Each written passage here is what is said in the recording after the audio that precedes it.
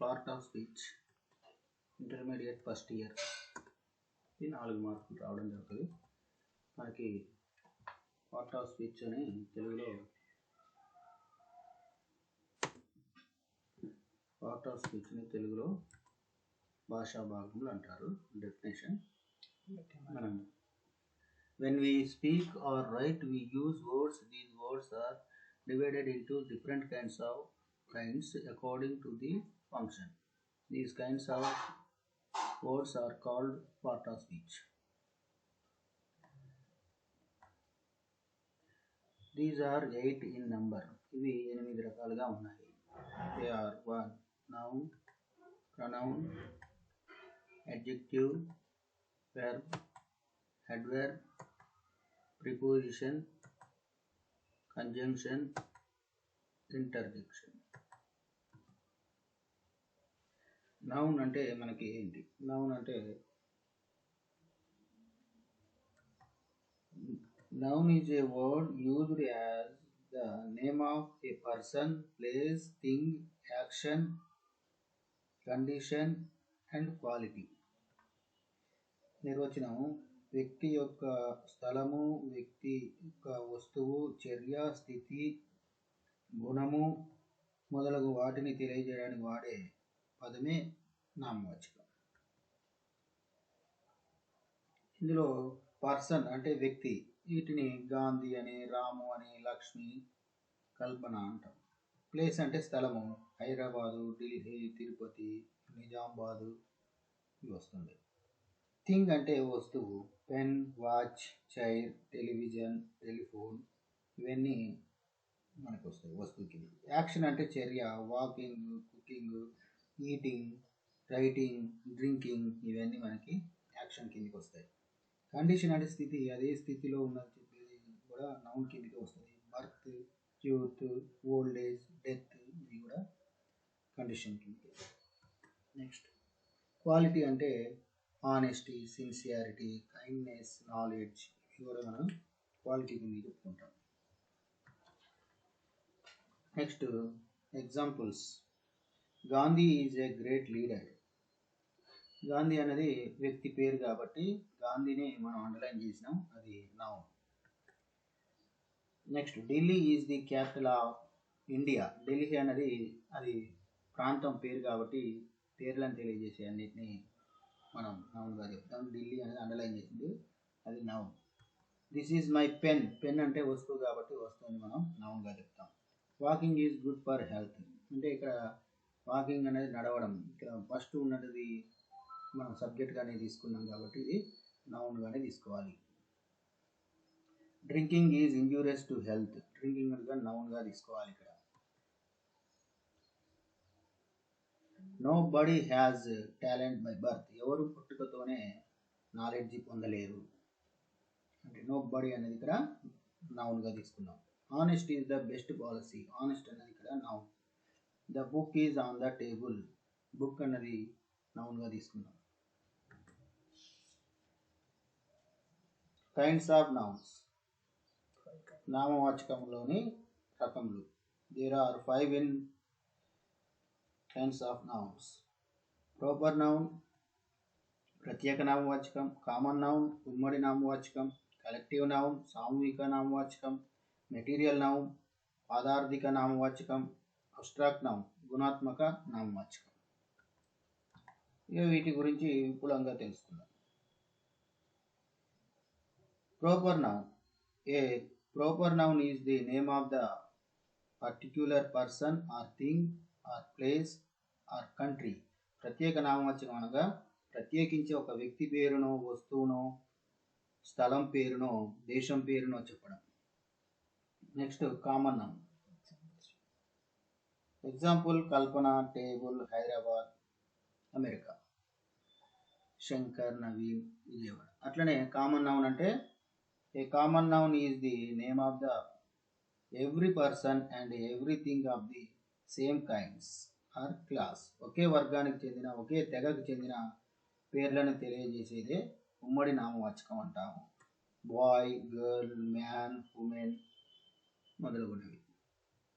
Collective noun. A collective noun is the name of the collection, group of people or group of things of the kinds. ఒకే రకానికి చెందిన లేదా తెగకు చెందిన వస్తువుల సమూహాన్ని తెలియజేయాలి. క్లాస్ అని, యూనియన్ అని, కమిటీ, గవర్నమెంట్, ఆర్మీ ఇవన్నీ సామూహికంగా తెలియజేసే వాటిని మనం కలెక్టివ్ నౌన్గా చెప్పుకుంటాం. Examples. Next material noun. The noun which denote material are called material noun. పదార్థాలను తెలియజేయడానికి వాడే పాదార్థిక నామవాచకం అంటాం. Water, milk, wood, iron, gold, soil అని వీటిని ఉపయోగిస్తాం. అంటే పదార్థాలను చెప్పడానికి ఉపయోగించాం. Last one abstract noun. Abstract noun denotes some action or conditions or qualities which cannot be touched. They don't have physical form. చర్య, స్థితి, గుణం మొదలగు వాటిని తెలిపే పదాలను గుణాత్మక నామవాచకాలు అంటాం. వీటికి భౌతిక రూపం ఉండదు కాబట్టి వీటిని మనం తాకలేము, కేవలం అనుభూతి మాత్రమే పొందుతాము. ఉదాహరణకి ఆనెస్టీ అంటే నిజాయితీని తాకలేము.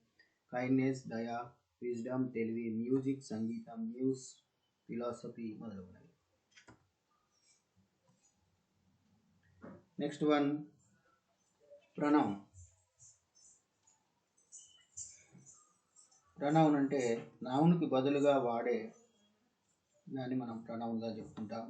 Noun means A substance for a noun. Pronoun has all the characteristics of noun. It function as a subject, as an object in a sentence. Generally, a person used to avoid the repetition of noun. Example, Sunita lives in Hyderabad. Sunita is a doctor. ఇక్కడ సునీత అని రెండు సార్లు అన్నాం. సునీత అంటే పేరు noun అంటాం. అట్లా Sunitha lives in Hyderabad అని ఉంది. ఇక్కడ సునీత ఈజ్ డాక్టర్ అనే బదులు షీ ఈజ్ ఏ డాక్టర్ అని మనం అక్కడ చూపించడం జరిగింది. Sunita lives in Hyderabad, she is a doctor. Sunita అన్నది నౌను, షీ అన్నది ప్రొనౌన్గా చెప్పుకుంటాం.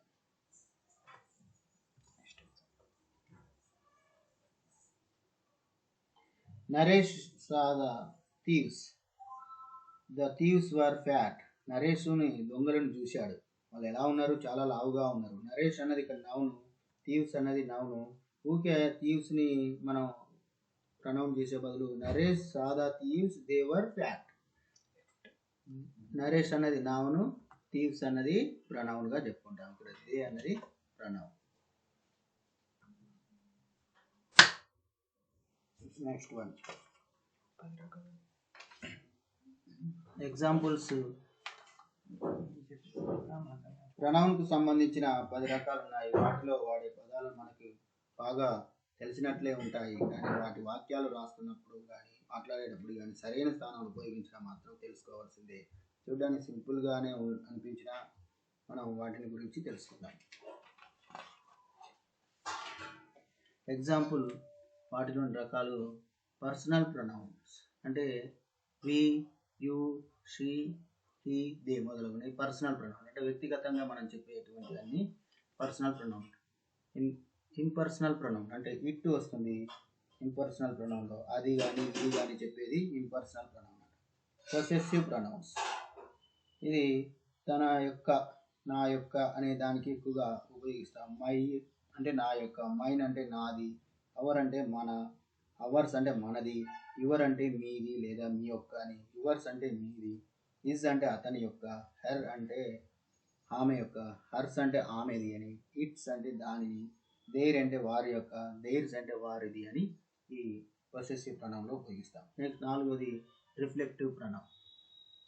ఇది రిఫ్లెక్ట్ కావడం, తనకు తాను చెప్పిన దాన్ని. మై సెల్ఫ్ అంటాం, నేను నేనే. అవర్ సెల్ఫ్ మేము మేమే. యువర్ సెల్ఫ్ నీవు నీవే.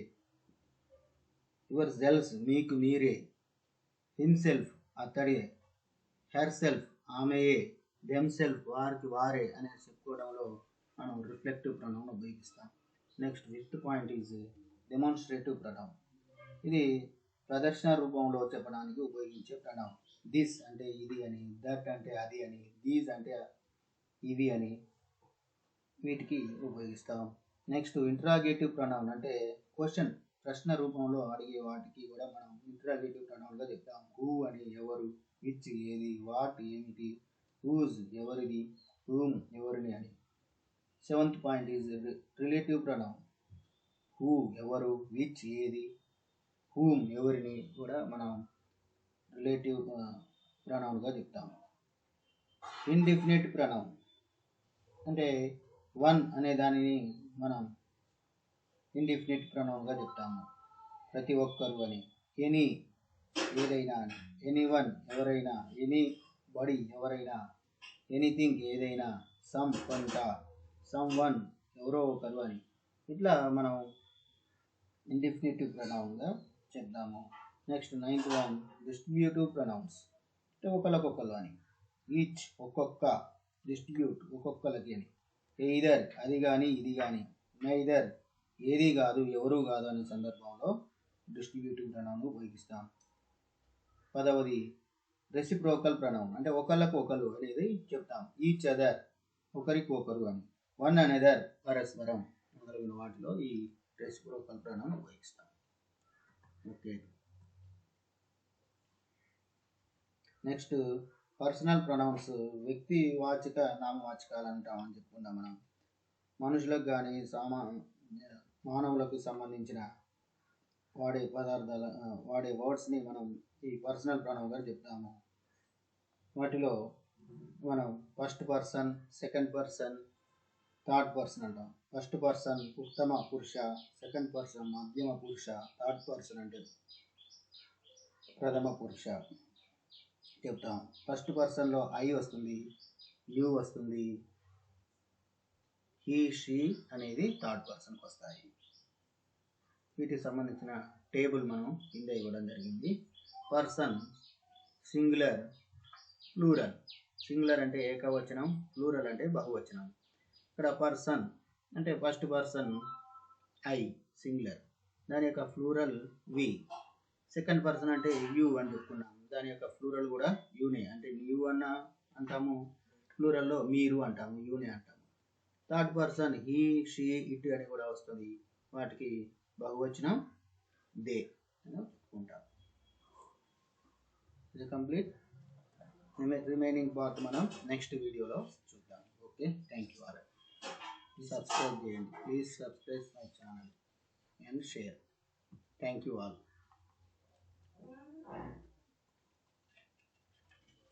Okay, excellent.